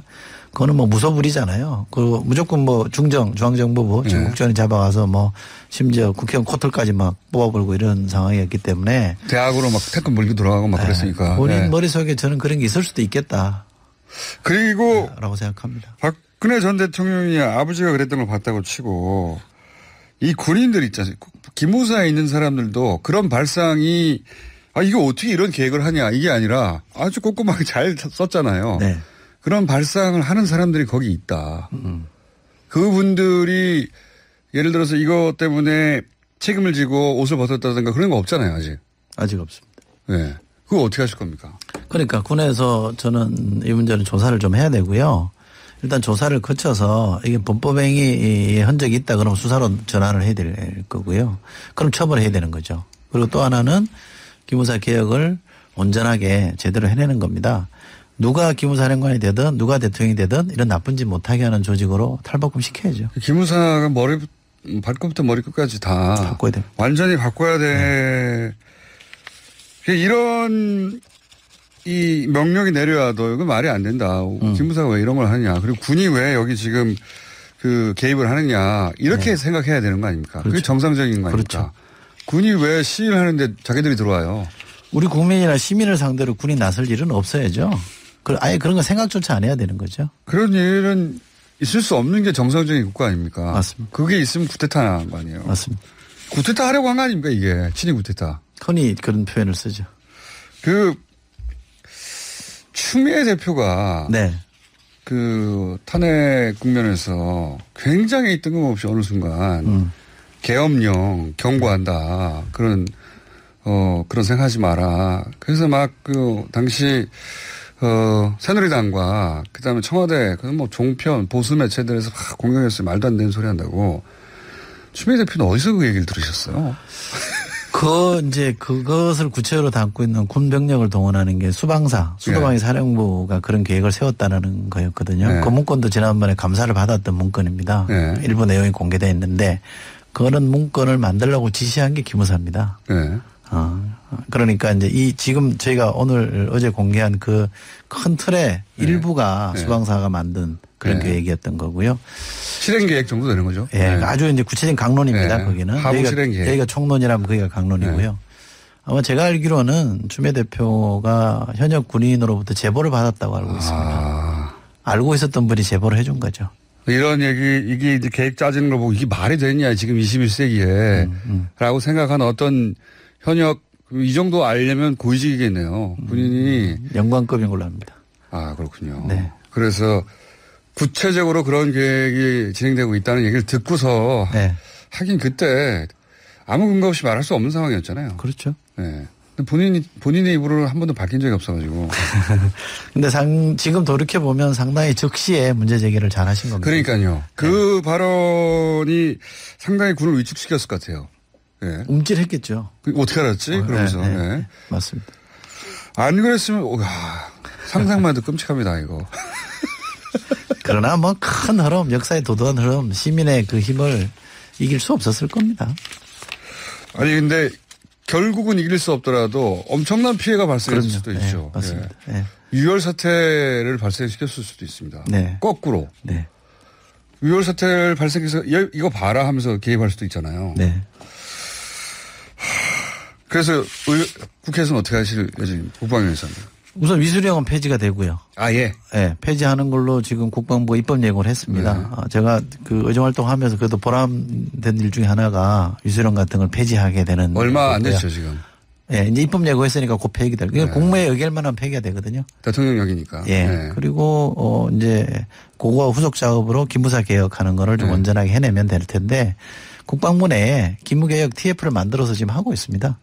장현달 전 의원이 위원장을 맡고 합니다. 거기에 시스템적인 개편도 필요하지만 인적 청산도 필요한 거 아닙니까? 이 정도 되면? 아니 뭐 그런 것까지 다 검토하고 있다고 제가 알고 있습니다. 그래요? 그리고 이 중에 그 핵심 그 책임자들 관련자들은 법적 처벌도 받아야 된다. 그것도 범법행위나 위법행위가 있으면 해야 될 텐데요. 미리 예단하지 말고 저는 차근차근 이건 또박또박해서 결과를 만들어내야 되니까 국방부가 전 그런 의지를 갖고 있다고 알고 있습니다. 혹시 그 기무사 관련해 가지고 이 당시에 이제 위수령 계엄령 관련해서 문건 다 나온 겁니까? 또 있습니까? 뭔가 더 이거 보다가 제가 든 생각이 뭐냐면 이 정도 했으면은 뭐가 더 있을 수도 있겠다. 위수령이나 계엄령 관련된 문건이 더 있을 수도 있는데 이번에 공개한 게 이제 종합판이고요. 이게 종합판이요? 이렇게 조각들은 좀 또 다른 것들이 좀 있긴 합니다만 뭐 큰 틀에 보면 이 종합판에 다 포함되어 있는 내용들이고요. 나머지는 사실은 여기도 정보기관이기 때문에 무작위로 압수수색을 할 수가 없거든요. 그런 한계가 있습니다. 무작위로 압수수색 해야 될 것 같습니다. 보니까. 그렇게 하지 않는 이상은 잘 모르죠. 알겠습니다. 오늘 여기까지 하고요. 어쨌든 지난 몇 달 전에는 의혹 수준이었는데 확실하네요. 군에서 위수령 내리고 계엄령 하려고 했던 건 거의 확실하네요. 한민관 전 장관도 책임져 주세요. 자, 오늘은 여기까지 하겠습니다. 감사합니다. 네, 고맙습니다. 민주평화당 천정배 의원 전화 연결해보겠습니다. 안녕하세요, 의원님. 안녕하세요. 오랜만입니다. 네. 오랜만에. 저도 어제 보도 보고 알게 됐는데 지금 기무사가 그 참사 당일부터 선사 창혜진 의원하고 전화 문자를 주고받았다. 뭐 당일 정도가 아니죠. 아직 세월호가 침몰하기도 전에 무슨 전화하고 했잖아요. 세월호가 침몰하기도 전에 전화한 내용이 그래요? 10시 42분. 당일날 10시 42분에 기무사의 이모 씨가 청해진 쪽에 조모 씨한테 전화를 10시 42분이면 사고 발생한 직후긴 한데 완전 침몰하기 전이죠. 그렇습니다. 그 혹시 전화 내용은 파악이 됐습니까? 거기까지는 제가 그때 감청된 건 아니니까요. 하여튼 통화 내용만 나와 있는 거죠. 기무사가 이 선사, 군의 정보기관이 여객기 선사한테 사고 났다고 전화할 일이 없지 않습니까? 그러죠. 그러니까 이게 이제 정보기관이기 때문에 우리가 늘 비밀리에 활동을 한단 말이에요. 그래서 그 사람들이 군 문제만 가지고 활동하리라고 믿는 것은 그건 너무 순진한 발상 아닌가요? 그렇다 하더라도 군의 정보기관이 왜 이 여객선 침몰한데 선사에다 계속 전화를 했을까요? 이유는 뭐라고 보십니까? 이게 아마 이 사람들이 이제 하나는 이 사건, 그러니까 청해진 해운인가요? 그 세월호 선사하고 어떤 특별한 밀착 관계에 있었을 가능성이 있어요. 그 국정원도 그런 의혹을 많이 받고 있지 않습니까? 그 사고 나자마자 국정원, 심지어는 그 세월호 선원들을 국정원으로 보이는 사람들이 조사도 했다는 그런 의혹도 있고요. 네네, 있죠. 또, 그 청해진 그 쪽의 간부들이나 직원들 휴대폰 전화 목록에 국정원 직원들도 다수 있었고, 기무사 직원도 지금도 이번에 15명인가 이렇게 있는 걸로 나타났죠. 그리고 무슨 법인카드도 그 청해진 쪽의 법인카드 사용 내역에도 기무사도 나오고, 여러 가지 등을 보면은 평소에 이 국정원이나 기무사가 세월호하고 뭐가 유착이나 밀착이 돼 있다. 워낙 이제 그래서 심각한 과연 심지어는 무슨 세월호가 주인이 실제 국정원 아닌가 이런 루머 같은 것도 있었고 그렇잖아요. 하여튼 그런 가능성이 하나 있을 것 같고요. 또 하나는 잠깐 말씀하신 걸 정리하면 세월호 취향식의 기무사가 갔고 그리고 청해진의 접대에 쓰인 걸로 보이는 법인카드 사용 내역에도 기무사가 등장하는. 세월호 사고 이전부터 했고, 세월호 사고 이전부터 기무사가 세월호 관련이 있다. 그런 거죠? 그렇습니다. 하여튼 뭔가 구린 게 있을 수도 있고요. 저는 또 다른 가능성은 이 지금 아까 기무사가 군 정보기관이라고 했지만 그것은 괜히 하는 소리고요. 실제로는 정권 안보를 위해서 마구잡이 공작을 일삼는 정권 친위 안보기관, 정보기관 이렇게 볼 수도 있단 말이에요. 이게 그 기무사가 원래 보안사 아닙니까? 네네, 과거 보안사죠. 전두환 사령관이 그걸 가지고 정권을 찬탈로 쿠데타한 거 아닙니까? 그래서 그 뒤로도 수십 년 동안 여러 증거들이 있었죠. 윤석양, 이병의 양심선언 이제는 거의 잊혀졌을 것 같습니다만 민간인 대량 사찰했다는 선언도 있었고요. 또 몇 달 전에 이철희 의원이 공개한 자료를 보면은 그 광우병 촛불 시위 당시에 그러니까 MB 이명박 대통령 당시죠. 그때 기무사가 청와대에 비노출 특수 민간팀을 운영하자 이런 건의를 했다고 하지요. 그래서 그때 MB 입장에서는 국정원 역량에 좀 그 광우병 촛불을 대처하는 국정원 역량에 좀 불만이 있어서 기무사를 정권 친위대로 삼았던 것이 아닌가 하는 그런 의심도 있지요. 그러고도 심지어는 조선대 총장 선거에 개입하고자 교수 이메일을 해킹했다는 소식도 있어요. 2011년의 이야기입니다. 이런 것들을 볼 때 세월호 참사 같은 그런 좀 사회적 파장이 있는 사건이 생기면은 무조건 기무사가 들어가서 그걸 자기들도 정보도 수집하고 공작도 하고 하는 것이 그 사람들의 일상 업무가 됐던 거 아닌가 이렇게 의심할 수 있습니다. 지금 말씀하신 거는 이제 사고가 발생했는데 참사 규모가 크니까 정권에 부정적 영향을 미칠까 봐 친위대로서 그런 활동을 한 게 아니겠냐 이렇게 이제 해석을 하신 건데 그거는 그렇게 해석한다 하더라도 아예 사고가 발생하기 전인 취향식 때 여객선 취향식에 왜 기무사가 가냐 이겁니다. 그러니까요. 그것은 군하고 무슨 관련이 있다고도 할 수 있겠는데 하여튼 그건 순진한 발상일 수 있고요. 어쨌든 거기 세월호에 제주 해군기지로 가는 말하자면 군수용 철근인가요? 철근 300여 톤이 실려 있었단 말이에요. 이런 것들이 있으니까 이제 그걸 좀 순진하게 해석해 보면은 어쨌거나 여기는 군수물자를 수송하는 이제 그 회사라고 할 수 있고요. 그러니까 또 꼭 세월호가 아니고도 세월호의 선사인 그 청해진 해운이 다른 또 인천에서 어디 섬 다니는 뭐 있던데 다른 선박과 관련해서 무슨 협정도 맺고 이런 게 있어요. 그러니까 아마 순진하고 좋게 봐준다면 그런 군하고 관련된 일에 평소에 정보를 수집하고 했던 거 아닌가 할 수도 있는데요. 아마 그러지 않을 겁니다. 예.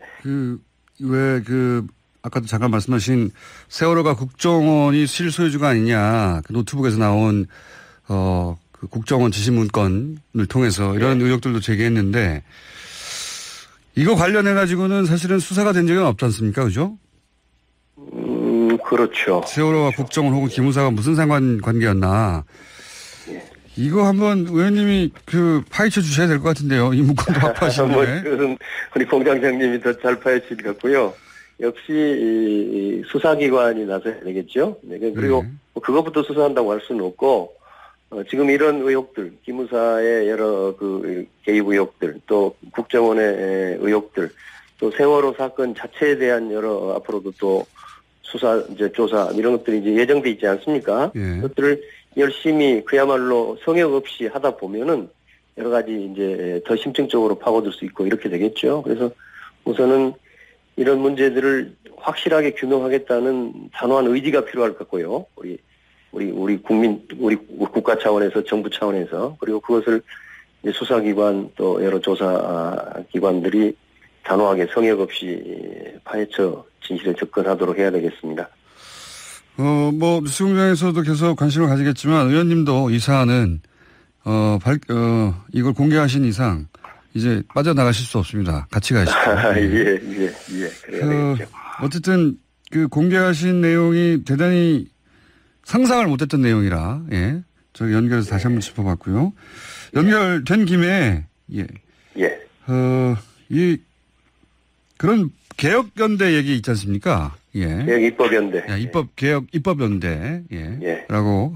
그래서 지금 소위 이제 범여건으로 한 157석 묶어서 지금 막혀있는 개혁 법안들 통과시키자. 그게 필요하다고 보십니까? 필요 정도가 아니라 저는 유일한 해법이라고 생각합니다. 유일한 해법이다. 그러니까 달리 말하면은 지금 촛불 국민혁명을 결국 실제적으로 실천하고 완성하는 것은 국회에서의 개혁입법이란 말이에요.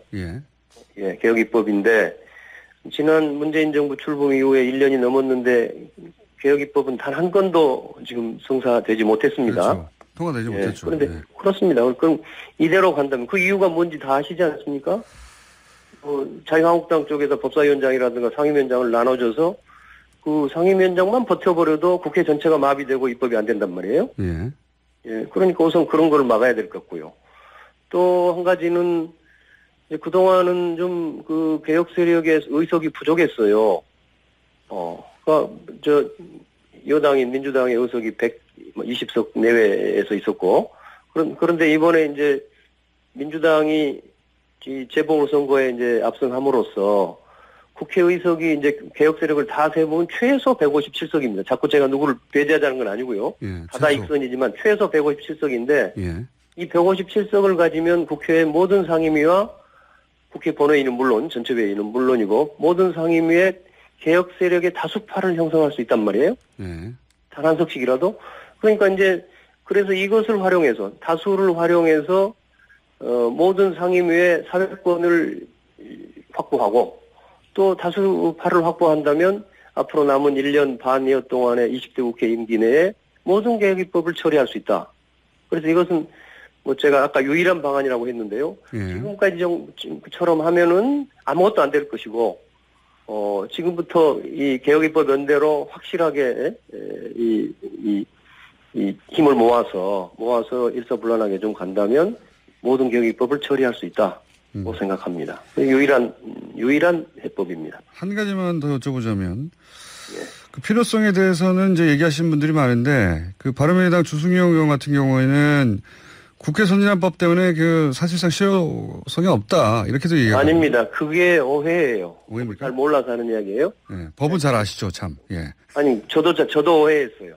제가 저도 작년까지는 국회 선진화법부 때문에 180석이 있어야만이 국회 그 법 한 줄이라도 고칠 수 있다. 이렇게 말했습니다. 저도.